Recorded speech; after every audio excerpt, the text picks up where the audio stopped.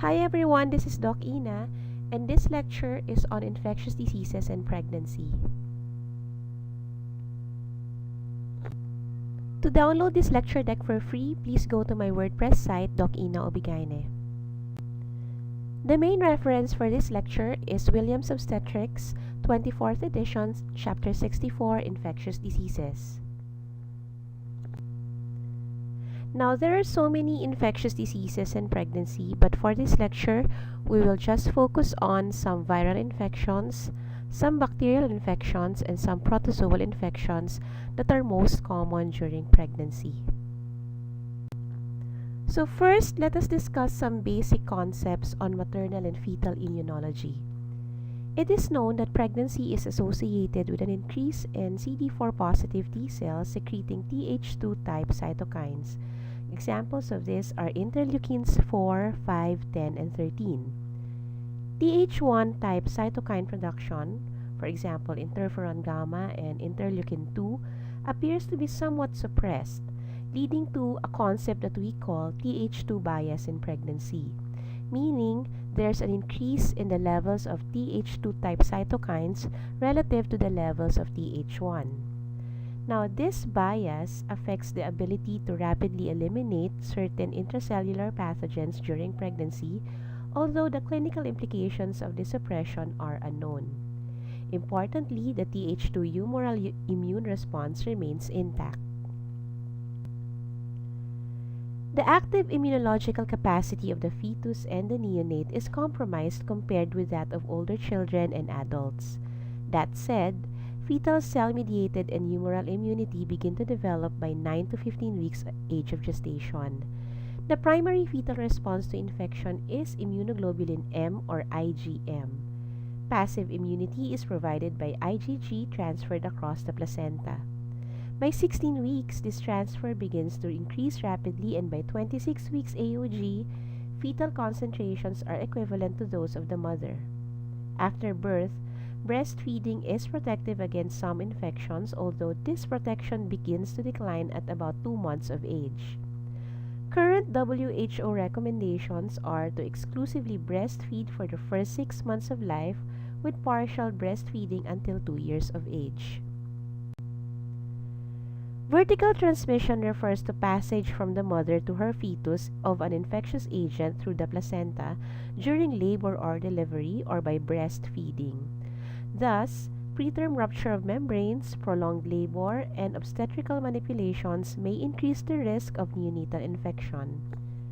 Those occurring less than 72 hours after delivery are usually caused by bacteria acquired in utero or during delivery, whereas infections after that time most likely were acquired afterward. Neonatal infection, especially in its early stages, may be difficult to diagnose because neonates often fail to express classical clinical signs. If the fetus was infected in utero, there may be depression and acidosis at birth for no apparent reason. Now, the neonate may suck poorly, vomit, or show abdominal distension. Respiratory insufficiency may develop, which may present similarly to idiopathic respiratory distress syndrome. The neonate may be lethargic or jittery. The response to sepsis may be hypothermia rather than hyperthermia, and the total leukocyte and neutrophil counts may be depressed. Now, let's first discuss some of the more common viral infections during pregnancy. So the first viral infection that we will discuss is Varicella-Zoster infection, or what we call chickenpox. Varicella-Zoster virus, or VZV, is a double-stranded DNA herpes virus acquired predominantly during childhood, and 95% of adults have serological evidence of immunity. Primary infection, or what we call the varicella or chickenpox, is transmitted by direct contact with an infected individual, although respiratory transmission has also been reported. The incubation period is between 10 to 21 days, and a non-immune woman has a 60 to 95% risk of becoming infected after exposure. She is then contagious from 1 day before the onset of the rash until the lesions are all crusted over.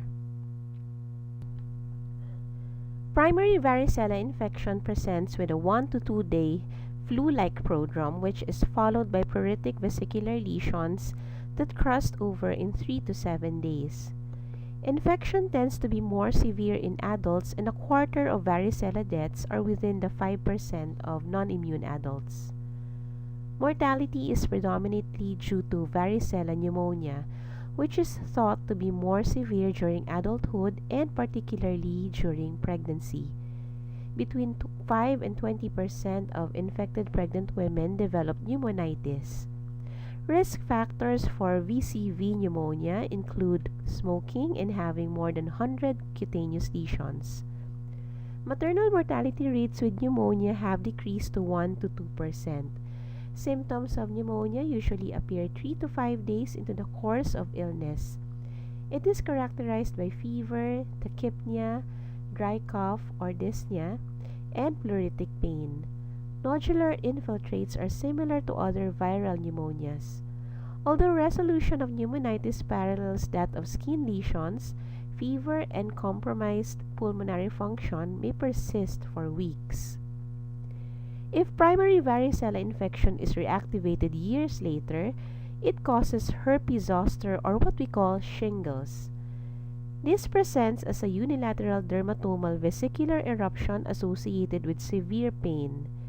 Zoster does not appear to be more frequent or even more severe in pregnant women.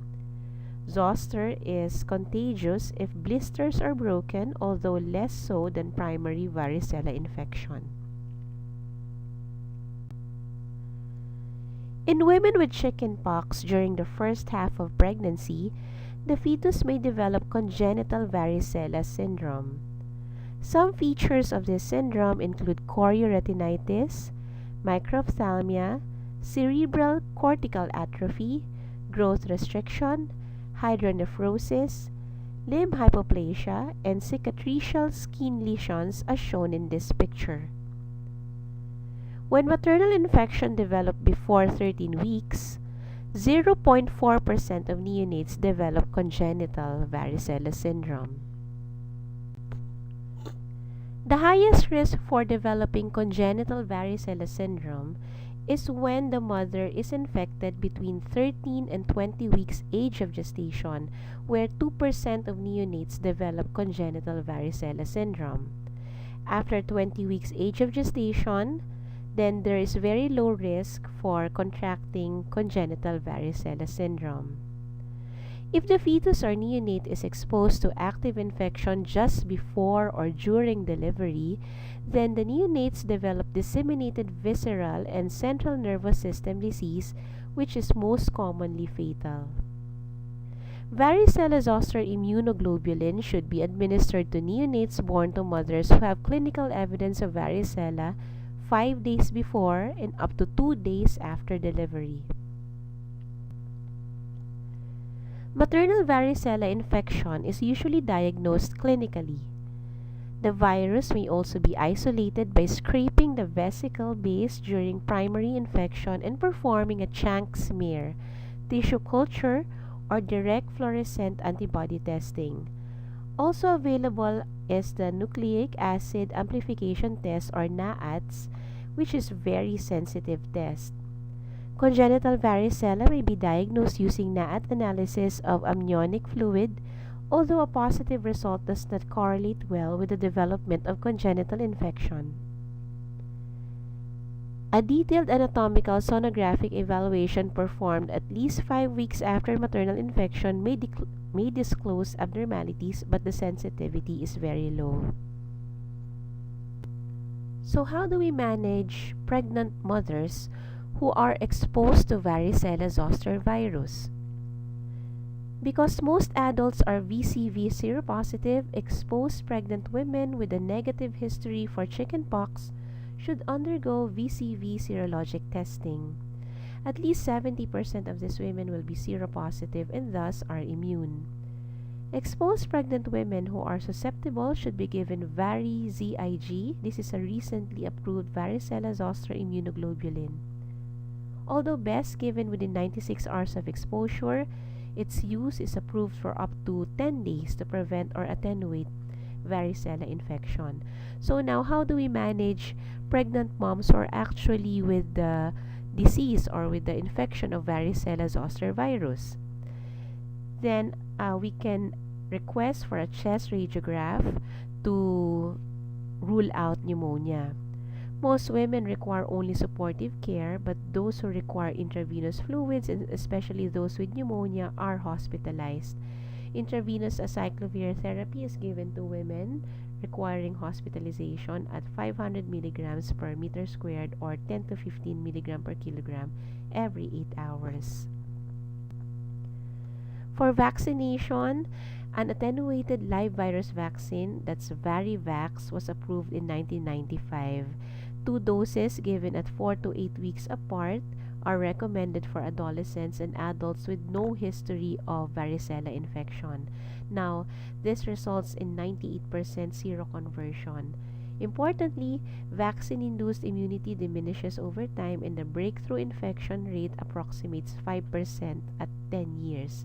Now, it is important to remember that this vaccine, this Varivax, is not recommended for pregnant women or for those who may become pregnant within a month following each vaccine dose. Now, that said, a registry of 981 vaccine-exposed pregnancies reports no cases of congenital varicella syndrome or other congenital associated malformations.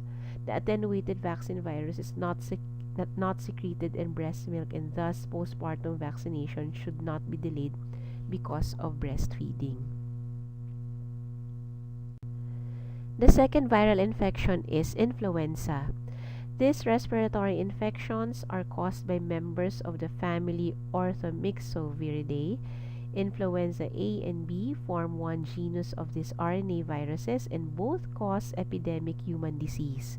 Influenza A viruses are subclassified further by hemagglutinin H and neuraminidase N surface antigens. Influenza outbreaks occur annually, and the most recent epidemic was in 2013 to 2014 caused by an influenza AH1N1 strain. Maternal influenza is characterized by fever, dry cough, and systemic symptoms.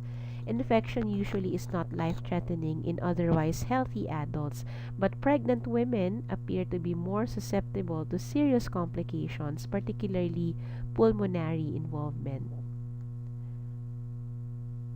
No evidence that influenza A virus causes congenital malformations, and influenza may be detected in nasopharyngeal swabs using viral antigen rapid detection assays. Reverse transcriptase polymerase chain reaction, or what we call RT-PCR, is the more sensitive and specific test for influenza, although this is not commercially available in many hospitals. There are two classes of antiviral medications that are currently available against influenza.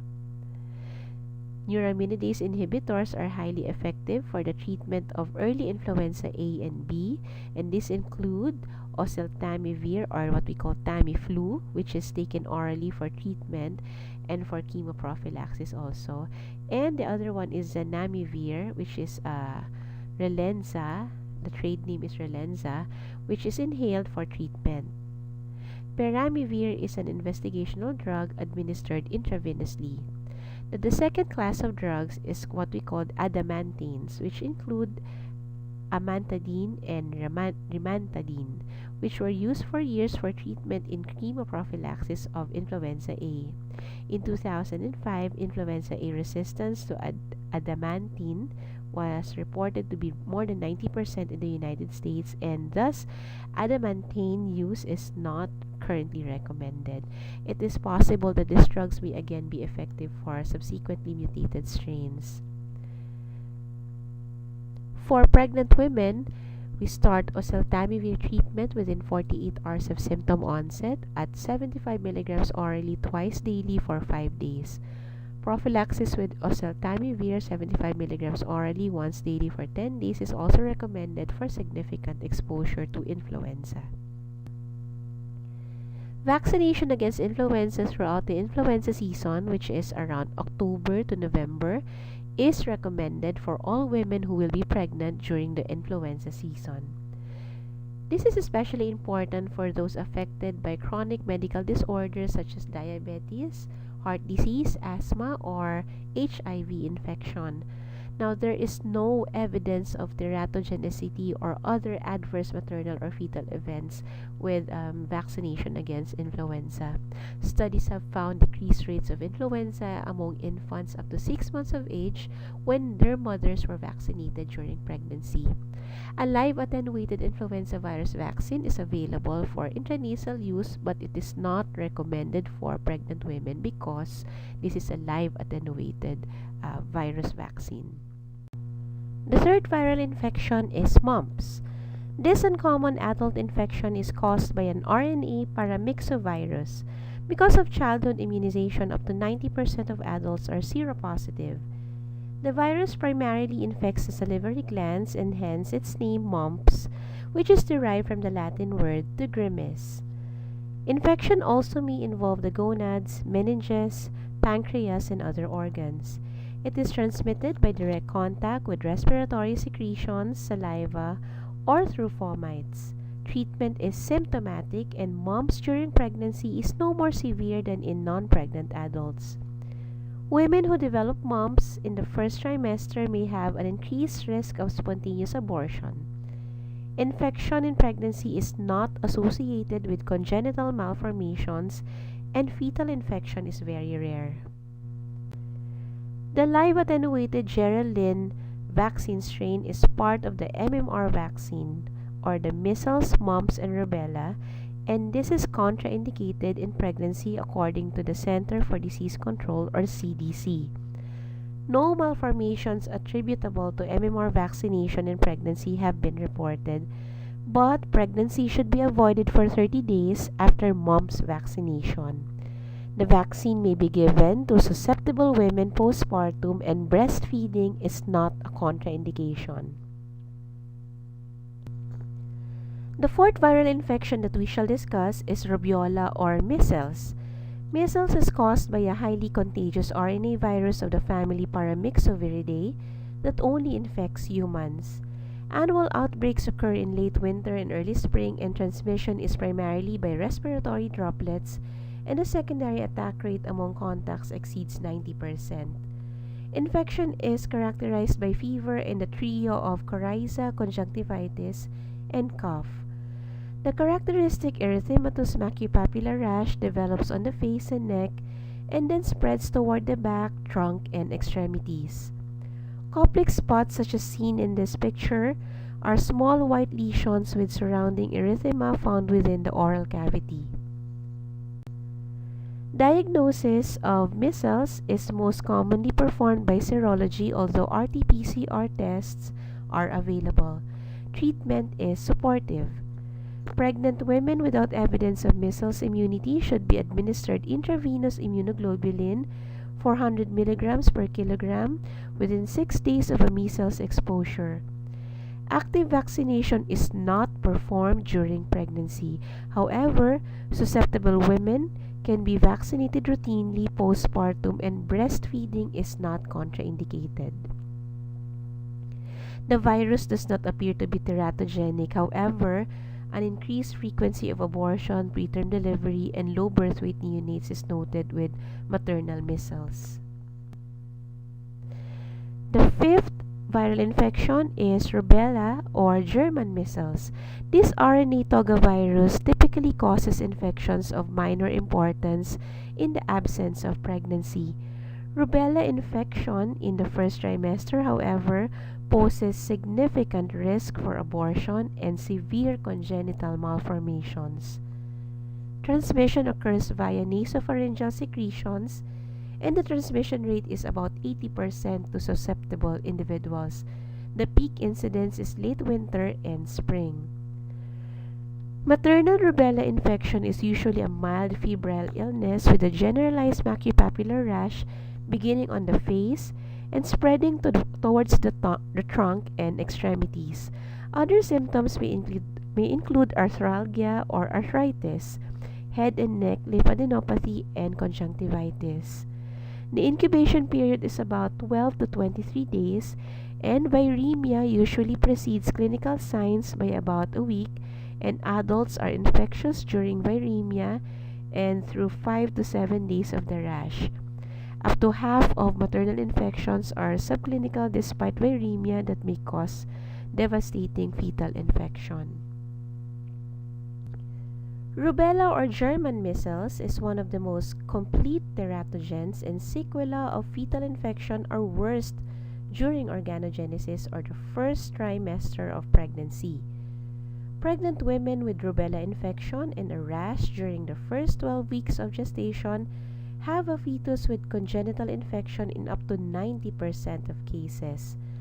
At 13 to 14 weeks age of gestation, this incidence is about 54%, and by the end of the second trimester, it lowers down to 25%.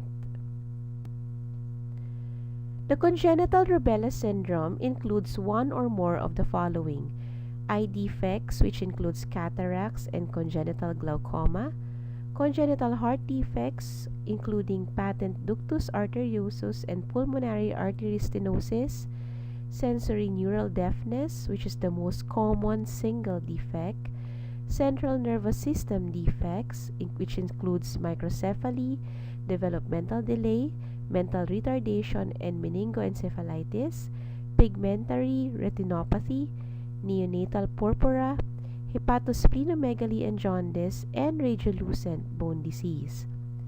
Neonates born with congenital rubella syndrome may shed the virus for many months and thus be a threat to other infants and to susceptible adults who contact them. The extended rubella syndrome, with progressive panencephalitis and type 1 diabetes, may not develop clinically until the second or third decade of life. As many as a third of neonates who are asymptomatic at birth may manifest such developmental injury. There is no specific treatment for rubella. Droplet precautions for 7 days after the onset of the rash is recommended. Primary prevention relies on comprehensive vaccination programs. To eradicate rubella and prevent congenital rubella syndrome completely, a comprehensive approach is recommended for immunizing the adult population. MMR vaccine should be offered to non-pregnant women of childbearing age who do not have evidence of immunity whenever they make contact with the healthcare system. Vaccination of all susceptible hospital personnel who might be exposed to patients with rubella or who might have contact with pregnant women is important. Rubella vaccination should be avoided 1 month before or during pregnancy because the vaccine contains attenuated live virus. Although there is a small overall theoretical risk of up to 2.6%, there is no observed evidence that the vaccine induces malformation. The second part of this lecture is discussing bacterial infections, particularly Group A and Group B streptococcal infection. So first, let's discuss Group A Streptococcus. Infections caused by Streptococcus pyogenes or Group A Streptococcus are important in pregnant women. It is the most frequent bacterial cause of acute pharyngitis and is associated with several systematic and cutaneous infections. Strep pyogenes produces numerous toxins and enzymes responsible for the local and systemic toxicity associated with this organism. Pyrogenic exotoxin-producing strains are usually associated with severe disease. In most cases, streptococcal pharyngitis, scarlet fever, erysipelas are not life-threatening. Treatment, usually with penicillin, is similar in pregnant and non-pregnant women. In the United States, Streptococcus pyogenes infrequently causes puerperal infection. Still, it remains the most common cause of severe maternal postpartum infection and death worldwide, and the incidence of this infection is increasing. Puerperal infections are discussed in a separate lecture. The early 1990s saw the rise of streptococcal toxic shock syndrome manifested by hypotension, fever, and evidence of multi-organ failure with associated bacteremia. The case fatality rate approximates 30% and morbidity and mortality rates are improved with early recognition. Treatment will include clindamycin or penicillin therapy and often surgical debridement. No vaccine for group A Streptococcus is available. Next, we discuss group B Streptococcus or what we call GBS. Streptococcus agalactiae is a group B organism that can be found to colonize the gastrointestinal and genitourinary tract in 20 to 30% of pregnant women. Throughout pregnancy, group B strep is isolated in a transient, intermittent, or chronic fashion. Although the organism is most likely always present in these same women, their isolation is not always homologous. The spectrum of maternal and fetal GBS ranges from asymptomatic colonization to septicemia. Streptococcus agalactiae has been implicated in adverse pregnancy outcomes such as preterm labor, prematurely ruptured membranes, clinical and subclinical chorioamnionitis, and fetal infections. GBS can also cause maternal bacteriuria, pyelonephritis, osteomyelitis, postpartum mastitis, and puerperal infections. It remains the leading infectious cause of morbidity and mortality among infants worldwide. Neonatal sepsis has received the most attention due to its devastating consequences. For early onset disease, this is infection with GBS at less than 7 days after birth, and this includes septicemia, which involves signs of serious illness that usually develop within 6 to 12 hours of birth that include respiratory distress, apnea, and hypotension. Late onset disease manifests as meningitis 1 week to 3 months after birth. Guidelines for perinatal prevention of GBS disease include doing rectovaginal culture screening for GBS at 35 to 37 weeks age of gestation, followed by intrapartum antibiotic prophylaxis for women who are identified to be carriers of GBS. Screening and intrapartum chemoprophylaxis for women with preterm prematurely ruptured membranes or preterm labor is also recommended. Now, here is an example of an instructional guide for the collection of a genital swab or a rectovaginal swab for the detection of a GBS. So, in this picture, you see that a rectal and a vaginal swab is done, and this swab is placed in a special culture container for GBS. Now, these are the indications for intrapartum prophylaxis to prevent perinatal group B strep disease under a universal prenatal screening strategy.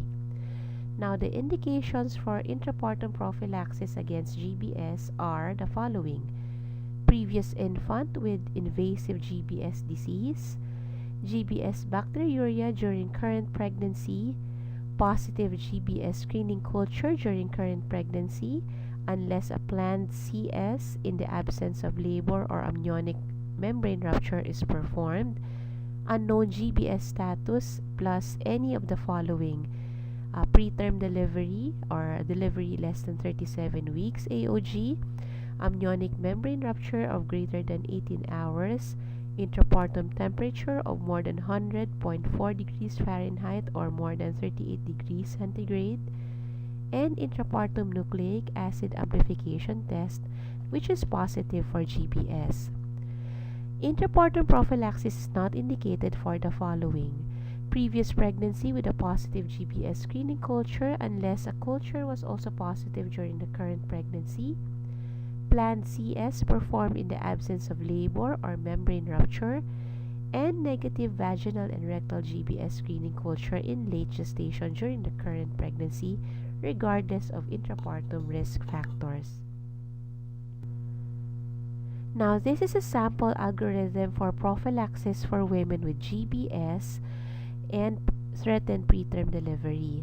Now, this is the algorithm that we follow for patients who are with significant risk for imminent preterm delivery, meaning they are going to deliver at less than 37 weeks, and positive or negative for GBS. Now, if there is no GBS culture, then it is recommended that we obtain vaginal and rectal GBS culture and initiate IV antimicrobials. If the GBS culture shows no growth at 48 hours, then we stop the antimicrobials. If the GBS culture is positive, then we start IV antimicrobials for more than 48 hours. If she is GBS positive, then again, we start IV antimicrobials for more than 48 hours, and then intrapartum antimicrobial prophylaxis during delivery. If she is GBS negative, then there is no GBS prophylaxis recommended. We just repeat the vaginal rectal GBS culture if patient reaches 35 to 37 weeks and is undelivered. This is the recommended regimen or antibiotic regimen for intrapartum antimicrobial prophylaxis for perinatal GBS disease. Now, the recommended antibiotic regimen for GBS is penicillin G, 5 million units IV initial dose, then 2.5 to 3 million units IV every 4 hours until delivery. The alternative to penicillin will be ampicillin. And if the patient is penicillin allergic, and patients not at high risk for anaphylaxis, then we can give cefazolin. If patients are at high risk for anaphylaxis and with GBS susceptible to clindamycin, then we can give clindamycin at 900 milligrams IV every 8 hours until delivery. If patients at high risk for anaphylaxis and with GBS resistant to clindamycin or susceptibility is unknown, then we can give vancomycin 1 gram IV every 12 hours until delivery. Now, the last part would be the protozoal infections. Now, for this part of protozoal infections, we discuss malaria. Malaria is transmitted by an infected Anopheles mosquito, and 5 species of Plasmodium can cause human disease. These are Falciparum, Vivax, Ovale, Malariae, and Knowlesi. Clinical findings of malaria include fever, chills, and flu-like symptoms, which includes headaches, myalgia, and malaise. Malaria may be associated with anemia and jaundice, and falciparum infections may cause kidney failure, coma, and even death. Malarial infections during pregnancy are associated with increased risk or increased rates of perinatal morbidity and mortality, and this includes stillbirth, preterm birth, low birth weight, and maternal anemia. Infections with Plasmodium falciparum are the worst, and even an early infection increases the risk for abortion. The incidence of malaria increases significantly in the latter 2 trimesters and postpartum. Congenital malaria occurs in less than 5% of neonates born to infected mothers. For the diagnosis of malaria, identification of parasites by microscopical evaluation of a thick and thin blood smear remains the gold standard for diagnosis. In women with low parasite densities, however, the sensitivity of microscopy is very poor. Malaria-specific antigens are now being used for rapid diagnostic testing. Not only is their sensitivity still an issue in pregnancy, but these tests are not routinely available. As for the management of malaria, pregnant women diagnosed with uncomplicated malaria caused by P. vivax, P. malariae, P. ovale, and chloroquine-sensitive P. falciparum should be treated with chloroquine or hydroxychloroquine. For women infected with chloroquine-resistant P. falciparum, mefloquine or quinine sulfate with clindamycin should be used. Chloroquine-resistant P. vivax should be treated with mefloquine. Chloroquine-sensitive P. vivax or P. ovale should be treated with chloroquine throughout pregnancy and then primaquine postpartum. The World Health Organization allows for the use of intermittent preventative therapy during pregnancy. At least 2 treatment doses of sulfadoxine pyrimethamine in the 2nd and third trimesters. The rationale is that each dose will clear placental asymptomatic infections and provide up to 6 weeks of post-treatment prophylaxis. This ideally will decrease the rate of low birth weight newborns in endemic areas. For the prevention and chemoprophylaxis of malaria, insecticide-treated netting, pyrethroid insecticides, and N,N-diethyl M-toluamide or DEET-based insect repellent decrease malarial rates in endemic areas, and these are all well tolerated in pregnancy. Now, if travel is necessary, then chemoprophylaxis is recommended in the form of chloroquine and hydroxychloroquine prophylaxis, which is safe and well tolerated in pregnancy. For travelers to areas with chloroquine-resistant P. falciparum, then we can give mefloquine, which remains the only chemoprophylaxis recommended. For amoebiasis, most persons are infected with Entamoeba histolytica and are asymptomatic. Amoebic dysentery, however, may take a fulminant course during pregnancy with fever, abdominal pain, and bloody stools. Prognosis is worse if complicated by hepatic abscess. Diagnosis is made by identifying E. histolytica cysts or trophozoites within a stool sample. Metronidazole or tinidazole is the preferred drug for amoebic colitis and invasive disease. Thank you for watching this video, and please subscribe to my YouTube channel Ina Irabon and my WordPress site Doc Ina Obigaine. Thank you.